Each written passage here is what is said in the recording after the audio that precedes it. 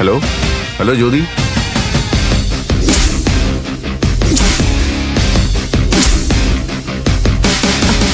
ഈ കാര്യത്തിൽ എനിക്ക് CKCയുടെ ഒരു ന്യായവും കേൾക്കണ്ട. നിങ്ങളുടെ കഴിവുകേടാണെന്നേ ഞാൻ പറയൂ. ഗൗതം ജയിലിൽ നിന്ന് ഇറങ്ങരുതെന്ന് ഞാൻ പറഞ്ഞ സത്യം തന്നെയാ. എന്ന് കരുതി പ്രണവിന്റെ കാര്യത്തില് നമുക്ക് അനാസ്ഥ കാണിക്കാൻ പറ്റുമോ CKC? എത്രയും പെട്ടെന്ന് പ്രണവിനെ കണ്ടെത്തി വെളിയിൽ കൊണ്ടുവന്നേ പറ്റൂ. നിനക്ക് എന്താ പറ്റിയത് ജ്യോതി? എന്താ ഇങ്ങനെ?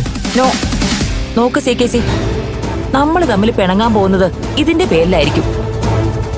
48 മണിക്കൂർ സമയം ഞാൻ CKCക്ക് തരുന്നു. അതിനുള്ളില് പ്രണവിനെ ശിവാനിയുടെ മുന്നിൽ എത്തിച്ചിരിക്കണം.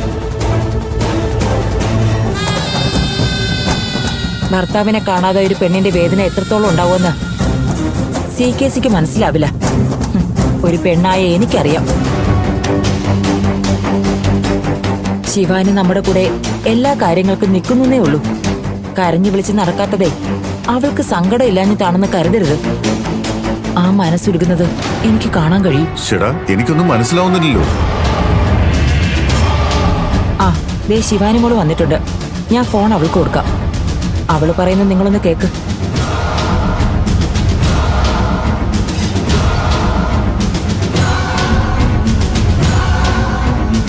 ഇതാ മോളെ, സംസാരിക്കേ.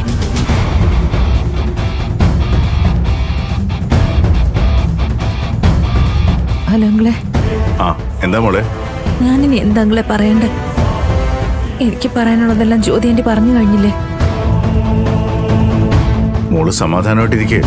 ഞാൻ ശ്രമിക്കാഞ്ഞിട്ടല്ല, എല്ലാ വഴികളും ഞാൻ നോക്കുന്നുണ്ട്. പ്ലീസ് അങ്കിൾ, എനിക്ക് പറയാൻ വേറെ ആരുമില്ല. എങ്ങനെയെങ്കിലും എന്നെ പ്രണവനെ തിരിച്ചു കൊണ്ടു തരണം. അങ്കിൾ ശ്രമിക്കുമെന്നല്ല, പ്രണവിനെ കണ്ടുപിടിക്കും. ഒട്ടും വൈകാതെ അവനെ മോളുടെ അരികിൽ എത്തിക്കുകയും ചെയ്യും. എന്താ പോരെ? മതി.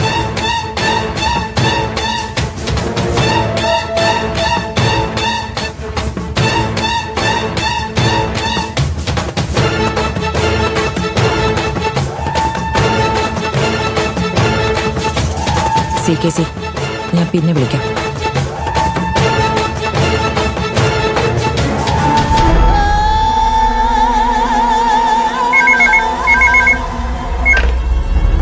Good morning, CKC enterprises. Okay ആയിക്കോളൂ. ഒരു 5 മണിക്ക് മുമ്പ് എത്തണം കേട്ടോ. ശരിയെങ്കിൽ.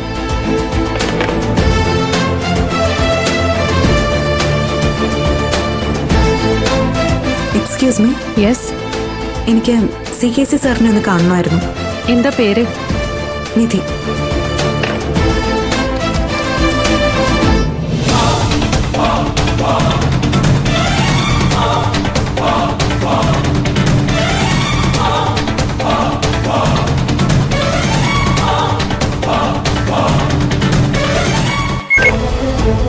ഹലോ സാർ, സാറിനെ കാണാനായിട്ട് നിധി എന്നൊരാൾ വന്നിരിക്കുന്നു. നിധിയോ? എന്തിന്? അത് പറഞ്ഞില്ല സാർ. ചോദിക്കണോ? വേണ്ട, വരാൻ പറ. സാർ അകത്തേക്ക് ചെല്ലാൻ പറഞ്ഞു. നേരെ ചെന്നിട്ട് ലെഫ്റ്റ്.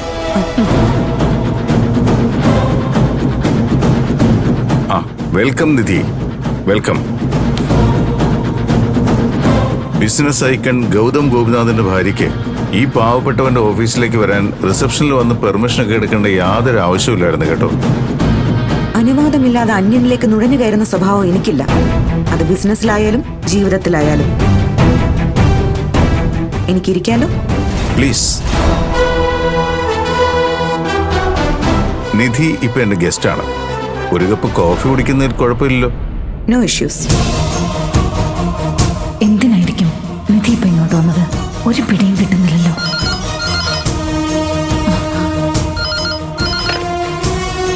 ഹലോ.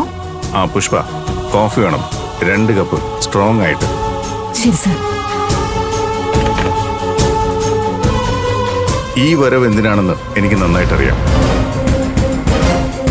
ഭർത്താവ് ജയിലിലായി പോയാൽ ഏത് പെണ്ണും അവനെ പുറത്തിറക്കാൻ ഏതറ്റം വരെയും പോവും.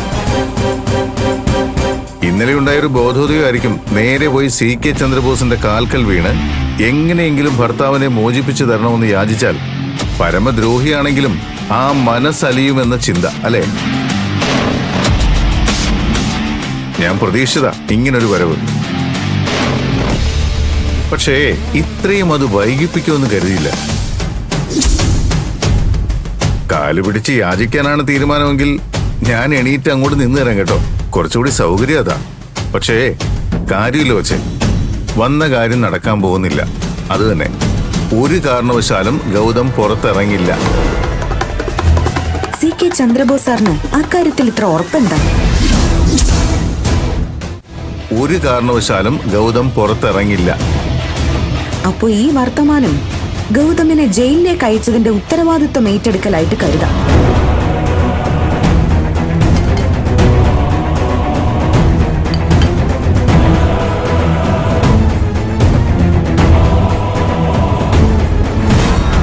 ദൈവമേ, ക്യാബിനിൽ നിധിയാണുള്ളത്. അവൾ എന്നെ തിരിച്ചറിയാതിരുന്നാൽ മതിയായിരുന്നു.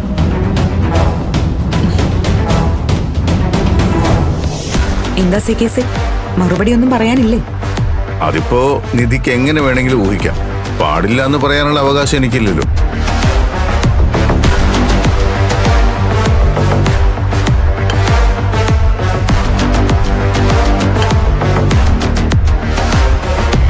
കോഫി എടുത്ത് കുടിക്കാം.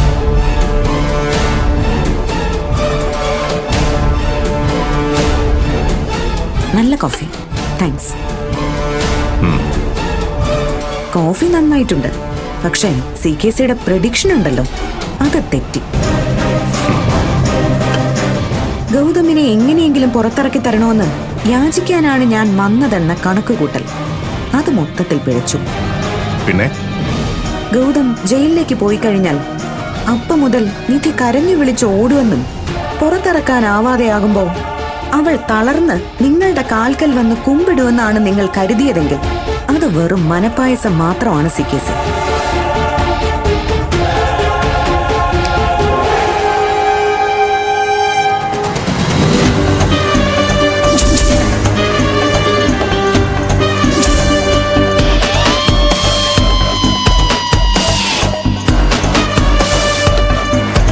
ഞാൻ CK മുൻപ് പറഞ്ഞൊരു കാര്യമുണ്ട്. സ്വന്തം വീട്ടിൽ നിന്ന് തന്നെ ഭാര്യ നിങ്ങളെ അടിച്ചിറക്കുന്ന ഒരു ദിവസം. വെറുതെ ഇരിക്കുന്ന എന്നെ നിങ്ങൾ തീ കൊളുത്തി വിടരുത്. ഞാൻ രണ്ടും കൽപ്പിച്ചങ്ങ് ഇറങ്ങിക്കഴിഞ്ഞാൽ പിന്നെ ഈ CK ഉണ്ടാവില്ല.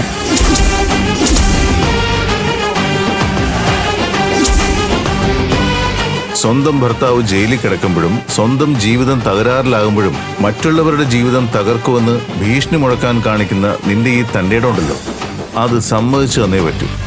ഗൗതമിന്റെ കാര്യോർത്ത് താങ്കൾ വിഷമിക്കണ്ട.